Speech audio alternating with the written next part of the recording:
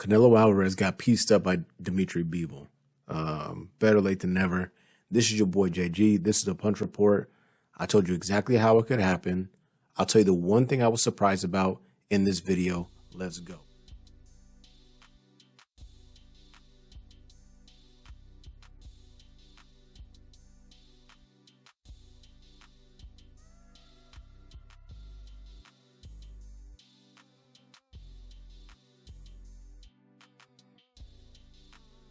Like I said before, y'all, welcome back to the channel. This is your boy JG. This is a Punch Report. Be so kind, like, subscribe, bell icon for notification.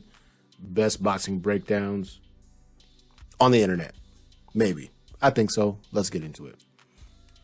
So just this last Saturday, Canelo Alvarez faced off against Dimitri Bivol, 175-pound champion, and things did not go his way. I did a video 2 months ago, and I told you the keys to victory for both fighters. I want to highlight right now the keys to victory for Dimitri Bivol. Then we'll get into the clips of Bivol implementing this plan. Let's look at it right now. It seems obvious if you've ever seen him fight, but he needs to continue to live behind that jab. Number 2 for Dimitri Bivol, dominate the distance. He does this exceptionally well. The last key to success for a Dimitri Bivol, it's probably going to be the most important thing that's not striking, boxing, or technique related. It's going to be his composure. So there you have it. The jab, dominate the distance, and composure. We saw all three of those things executed at a high level by Dimitri Bivol, and I said all he had to do was 2 of those things.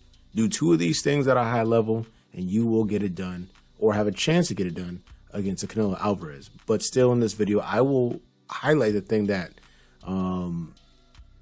I just didn't anticipate. Let's get into it.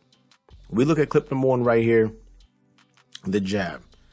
Dimitri Bivol has an accurate jab, a busy jab, and an effective jab. He checks the boxes, measure, distract damage. In the fight against Canelo Alvarez, the tactics and really the strategy that Canelo Alvarez took was not one that was within his favor. He disrespected, really, quite honestly, Dimitri Bivol in the way he approached this fight, and he paid for it. You see you see Dimitri Bivol landing the jab in a variety of ways. Jab off the hip, straight jab, traditional jab, and a jab to set up the right hand. It just was what it was. Canelo Alvarez did make certain adjustments. We'll get into that later in this video. Number 2, I talk about managing the distance. Anytime Canelo Alvarez, and he didn't do it too much, will try to kind of pressure Dimitri Bivol, like I said before in the old video, half step back, reset the distance, and then land offense. He treated Canelo any kind of way he wanted to do. And he managed the distance beautifully. Dimitri Bivol just really stayed within his game plan. We knew these things were in the toolbox. Well, I knew they were in the toolbox, but this was always going to be available to him. It was going to be incumbent upon Canelo Alvarez to figure out an adjustment in a way that he can get in, close the distance, and do his damage. We'll get into some of the faults that he had. Number 3, and this one I take a victory lap for because it's not a tactical observation. The number 3 thing that, based on the clip that you guys just watched, that I felt like was most important for Dimitri Bivol is his ability to keep his composure. And he did that. If you take a look at the clip here, round 6, Canelo Alvarez takes some damage. He waves Dimitri Bivol in. That's an invitation to get fucked up in a moment. Dimitri Bivol is not interested in any of that. He is very cognizant of where he's at and how the fight is going and maintains his composure. Oh, okay, cool. You want to engage, you'll engage on my terms. You'll come off the ropes, we'll meet in the center of the ring, and then we'll redo what we just did. But I'm not just going to come into your wheelhouse or have you set me up. There were several situations. Round 6 situation, the situation or scenario where Canelo picks Bivol up like it's WWE, just picks him up like WWE. And he tries to, just kind of shake Bivol, but Bivol's not having any of that. He was definitely on his Ivan Drago, his Terminator style, and understanding the mission, staying focused, and applying his skills and ability in a way that made it difficult for Canelo. 3 short clips, 3 short explanations. That's all it really takes. What do I want to see next, or what do I anticipate? Oh, take that off the table. The thing that I did not expect from Canelo Alvarez, I did not expect Canelo to go in here and fight arrogant. and he fought arrogant. You guys may have heard this already. I'm late to the party. Shout out to Wednesdays. I'm late to the party, but he went in there and fought arrogant. He really thought that the high guard, just walking a guy down, not setting any traps, not utilizing the head movement. Like I said, you guys check out the video about the 3 keys to victory for both fighters. I said he needed to be Danny Jacobs Canelo. Sharp head movement, upper body movement was crazy, giving different looks, varieties, high guard, leading with a jab, setting traps, being patient, just having variety about what he's going to do. He did none of those things. And by the time he realized he needed to make an adjustment, it was far too late for him. I'm going to be really honest, super honest. I don't want to see Canelo rematch Dimitri Bivol. I super don't want to see that at 168 pounds. And if Bivol goes for that bullshit, I'm going to be hot. Because at the end of the day, you curbed up Canelo. You beat him in every way imaginable. The eye test tells you that. The punch test tells you that. Canelo telling lies tells you that. You won. At this point in time, I don't know what the clauses are. Full disclosure. Don't know what the clauses are as far as rematch clause or this, that, and the other, whatever. But Dimitri Bivol is in the driver's seat. If I'm Canelo, I just cut my losses. You signed this little shitty deal. You want to fight Bivol, got curbed up. Go fight Golovkin. You'll beat Golovkin. You'll drag him up to 68 and curb him up. Golovkin can't move at all. His jab is not what it used to be. He's still got a crazy chin, but they both got questionable gas tanks at this point. And for Canelo, in my mind, I'm thinking to myself, we've seen you look cool in the later rounds in the last 3 or 4 fights. You ran out of steam quick. I will attribute and credit that to the fact that you fighting a bigger dude that's not old and washed up and had a great game plan. Not all this other weirdo shit you hear on the internet that I won't even get into. But moving forward for Canelo Alvarez, I don't want to see the Bivol rematch. I really don't. I don't even want to see Triple G for that matter. You are undisputed at 168 pounds. Go down there, fight some of these dudes. There's a couple guys who are willing to come up from 160, 168 that are not Triple G. That would make interesting fights, compelling fights, money-making fights. It was reported a couple days before the fight that this was a $15 million guarantee, and the rest of the money was dependent on what came on the back end from pay-per-view.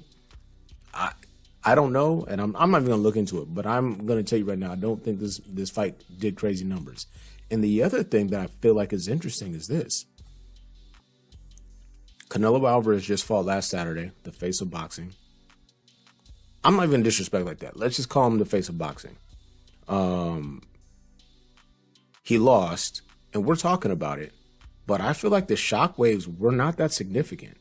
If you look at April 16th, right, the Errol Spence Jr. Dennis Ugas fight, that has reverberated through boxing still to this day. If I do an Errol Spence Bud Crawford video right now, it'll do way more numbers than this video, straight like that. Canelo has done this for far too long, and I feel like that's why it erodes at what I feel like larger media outlets want it to be as far as who the face of boxing is. When I did the video 2 months ago, I called Canelo the face, pound for pound #1, but only slightly behind Bud Crawford, only because of activity. Bud Crawford is just not as active. Canelo out there, even if we don't like the fights, he out there showing and, putting on shows, and he's doing his thing.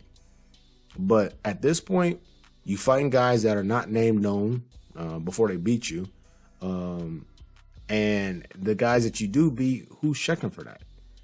And you don't do numbers. And then whatever network you on, that's not PBC or Showtime, because we know the Caleb Plant fight happened. They withhold the numbers. They don't put out, because why would they? They don't look good, especially for the face of boxing. At this point right now, like I said before, 2 months ago, I had Bud Crawford 1A, 1B with Canelo Alvarez. With this kind of style of loss, I had to put Crawford #1 pound for pound. I know Cass is going to be hot like that. They're going to see my old videos and be like, what do you mean? I just mean from a style perspective, like how we evaluate pound for pound is different. Some cats are looking at straight resumes. Some cats are looking at style points. Some cats are looking at recency. Some cats are looking at activity. You combined all of these things, right? And right now, the notoriety, the variety, the versatility, and the buzz surrounding Bud Crawford and the undisputed at 140, for right now, I think it's safe to say you can call him pound for pound number one. If you want to compare that up against Errol Spence, what I would say is this. Actually, I was about to shoot myself in the foot. It's an interesting conversation. I put this nugget out here in a comment, but I'll say this. Since 2018, and we know we know Errol Spence. I made Bud Crawford and Errol Spence one person. We know Errol Spence has had the car accident, long layoff, eye injury, long layoff, Danny Garcia, Yordenis Ugas. But since 2018, both Bud Crawford and Errol Spence Jr. have had the same amount of fights. That's not a good look for Bud from the perspective of he was hamstrung by the top break. I think if he could fight twice, maybe 3 times a year, he would have done it. But that whole business setup was not a good thing. It's the thing where you kind of question, okay, what's pound for pound? What does it mean to you? But anyway, I digress. Dimitri Bivol, Errol Spence Jr., what the hell? Dimitri Bivol, Canelo Alvarez, it went down. I broke that fight down. I gave you the keys of victory. It played out. I did not anticipate Canelo Alvarez fighting arrogant, getting on his high horse, and just taking a bad loss. I feel like the experience would be the thing that carried the day. It didn't. He really got beat pretty badly. Not like he got lumped up or he was about to get stopped, but he just was not competitive in that fight. We've not seen Canelo in that position before since Mayweather. But even then, Mayweather was so much more skillful than a Bivol. So it's like, okay, you kind of get it. He just had a terrible fucking game plan, and it showed. I want to know what you guys think about this fight. 1, 2, I want to know what you guys think is next for Canelo Alvarez. And we just got to figure it out. Moving on to a house cleaning option. I wanted to do lives this week. Full disclosure, the technology that I've been kind of operating with and kind of playing with has not been to the standard that I would have liked to put out there. So maybe this weekend we'll get to it. But stay patient. You guys have been great.